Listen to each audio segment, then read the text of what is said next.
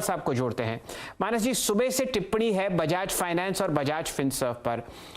अगर आप सपोर्ट देखें निफ्टी का, इन दोनों ने बखूबी इस बाजार को फिलहाल अपने कंधों पर संभाल रखा है। कोई रणनीति आप बजाज फाइनेंस पर बनाना चाहते हो तो? देखिए, दोनों के चार्ट्स में कंसोलिडेशन के बाद कब ब्रेकआउट दिखने लगा है, मैं समझता हूँ कि शायद अगर आज मार्केट पॉजिटिव होता तो ये दोनों स्टॉक चार्ट्स पे जरूर ब्रेकआउट देते।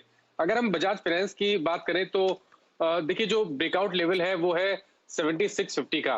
पैटर्न को देख के लगता है कि शायद 1 से 2 दिनों में 7650 के लेवल्स ब्रीच हो जाएंगे और उसके बाद तो आपको करीब 350 से 400 पॉइंट की रैली इमीडिएटली देखने को मिलेगी। तो जो मेरा टारगेट है वो करीब करीब 8000 रुपए का है। बजाज फाइनेंस में आप अभी भी खरीदारी कर सकते हैं और ध्यान रखिए, अभी स्टॉक अपने 20 डे मूविंग एवरेज के ऊपर ट्रेड कर रहा है, इसलिए 7300 का स्टॉप लॉस रखिए, करंट लेवल्स पे खरीदारी करिए, 8000 के टारगेट सेट करिए।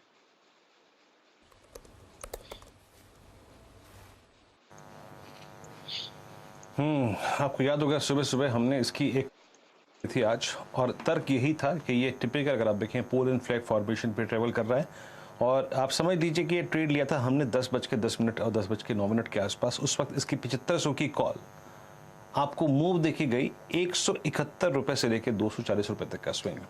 तो बजाज फाइनेंस और बजाज फिनसर्व, ये हल्का सा अगर आप देखें तो बाजार की इस टर्बुलेंस से और डाउन साइड से अपने आप को थोड़ा सा अलग करके ट्रेड करते हुए स्ट्रॉन्ग स्ट्रक्चर्स, और स्पेशली बजाज फाइनेंस आपकी स्क्रीन पर।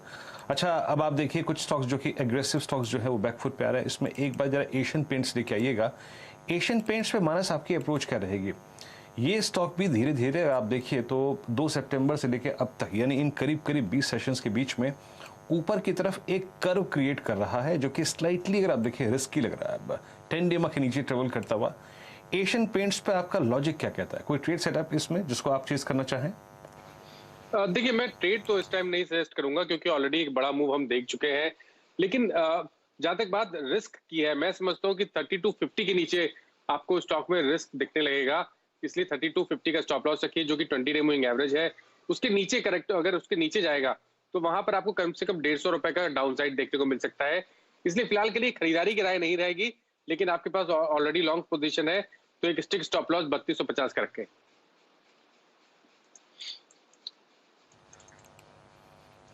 3250 का एक स्टॉप लॉस लगा के रखिएगा। और अगेन अगर आप देखें, हमारे जो विशेषज्ञ हैं आपको एटलीस्ट एक लॉन्ग ट्रेड्स पे स्टॉप लॉसेस दे रहे हैं, ताकि आपकी जो ट्रेडिंग पोजीशन है, स्पेशली सितंबर फ्यूचर्स पे, ये स्टॉप लॉसेस जरूर लगा के रखिएगा। 2 केमिकल स्पेस के स्टॉक्स थोड़ा सा अगर आप देखें बैकफुट पे आते हुए, आपकी स्क्रीन पे SRF 10750 और UPL 709। और मैं एक बात तो कहूँगा शैल जी, इसमें से UPL का चार्ट अब बहुत गंभीर होता हुआ, एक बहुत अच्छे पुलबैक की तैयारी बन रही थी 16 सितंबर तक, लेकिन वो डिसॉल्व होती है। अब यहाँ पर 700 की पुट लेके आइएगा स्क्रीन पर। यहाँ पे 200 डेमा आता है 680 के जोन में। राजेश सतपुते जी, यहाँ पे UPL पे शॉर्ट ट्रेड या फिर कोई लॉन्ग पुट का तर्क बनता है क्या इस वक्त 700 की पुट स्पेशली? देखिए वीरेंद्र, UPL का 700 का पुट करीबन 16 रुपए पे ट्रेड हो रहा है और मुझे लगता है कि यहाँ पे सीरियस ब्रेकडाउन है। इनफैक्ट ब्रेकआउट देते देते ये घुमा है, सो दैट्स अ सीरियस। 670 का यहाँ पे टारगेट होगा, और जिस तरह से ब्रेकडाउन है मुझे लगता है 700 का put will be a better option. 16 के आसपास ट्रेड हो रहा है, इसे बाय करें। स्टॉप लॉस रखे करीबन आप 11-12 रुपए के आसपास, और अगर हम सही ठहरते हैं तो ये 25 के पार चला जाएगा। तो ये UPL में ब्रेकडाउन है। चलिए, दीवान साहब का स्वागत करते हैं। प्रकाश जी नमस्कार, शुभ दिन। बताइए किस तरीके से आप इस वीकनेस को ट्रैक कर रहे हैं? 100 अंक वापस देना निफ्टी के लिए कोई भी चिंता का विषय नहीं, लेकिन जिस हिसाब से सेलिंग हम लोग मेटल क्षेत्र में ट्रैक कर रहे हैं वो ज़रा थोड़ी दिल को दुखा रही है। टाटा स्टील अब 1300 के नीचे। मेटल्स के लिए रणनीति और व्यू बाजार का। शैल जी, गुड आफ्टरनून। नहीं, आपने बिल्कुल सही कहा। मेटल्स में चिंता सबसे ज्यादा होने का मुनासिब कारण ये है कि जो ये सारी रैली हमने मेटल्स में 18 महीने की देखी, उसका जो जन्म हुआ था वो चाइना के मार्केट को लेके हुआ था। चाइना ने प्रोडक्शन कट्स अनाउंस किए, चाइना ने डिमांड अपनी बढ़ाते हुए वो दिखाया इंडिकेशन, अब वो सब चीजें पलटती हुई दिख रही हैं।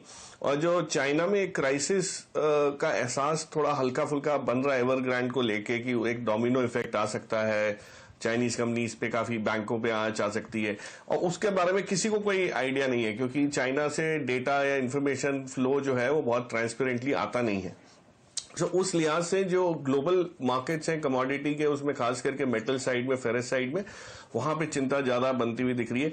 बट याद रखिएगा आयरन ओर के भाव जो पहली बार इतनी तीव्र गिरावट के साथ आए दिख रहे हैं, जो 22% का कट आया है पिछले कुछ 1-1.5 महीने में, ये स्टील प्रोडक्शन के लिए उल्टा बेनिफिशियल रहेगा। तो मार्जिन्स पे कोई आंच नहीं आएगी। होगा ये कि आपकी कोकिंग कोल की कॉस्ट बढ़ने से थोड़ा सा एक प्रेशर है, लेकिन आयरन ओर की कॉस्ट घटने से मार्जिन आपके थोड़े से बैलेंस रह सकते हैं या मेंटेन रह सकते हैं। तो जब नंबर्स आएंगे तब एहसास होगा कि इतनी बुराई, इसमें कोई खराबी इतनी नहीं थी जितनी मार्केट आज देख रहा है। पैनिक है, तो पैनिक में आदमी रैशनल थिंकिंग से ज्यादा एक नीजक रिएक्शन महसूस करता है, और वही हो रहा है। तो जिनको टाटा स्टील अभी भी पसंद है या मेटल्स में रैली को खेलने की इच्छा है या नहीं कर पाए पहले पार्टिसिपेट, उनको गिरावट में ये सब चीजें लेने का मौका मिल जाएगा, क्योंकि ये ट्रेंड बहुत जल्दी चेंज होते नहीं है। ये स्पीड ब्रेकर्स आते रहेंगे, और मैं समझता हूँ ब्रॉडर मार्केट्स की भी यही स्टोरी है।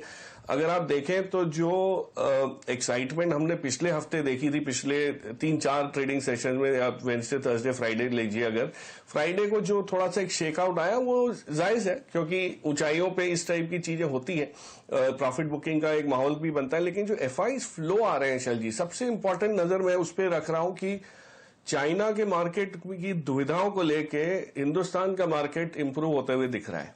और हिंदुस्तान के मार्केट में सरकार ने जो जो चीजों में पहल की है, चाहे वो बैड बैंक रिसेंटली हुई या नेशनल मॉनेटाइजेशन प्लान को लेके हुआ या पीएसयू डाइवेस्टमेंट की जो पहल हो रही है, उस सबसे आपको एक बहुत बड़ा प्लेटफॉर्म बनेगा ग्रोथ का, खास करके एक्सपोर्ट ओरिएंटेशन का और इंडस्ट्रीज का, और उसको कोई भी इग्नोर कर नहीं पाएगा, चाहे वो एफआई हो या डोमेस्टिक इंस्टीट्यूशन हो। तो कहीं ना कहीं पैसा आएगा, बट थोड़ा स्टॉक स्पेसिफिक रहेगा मार्केट।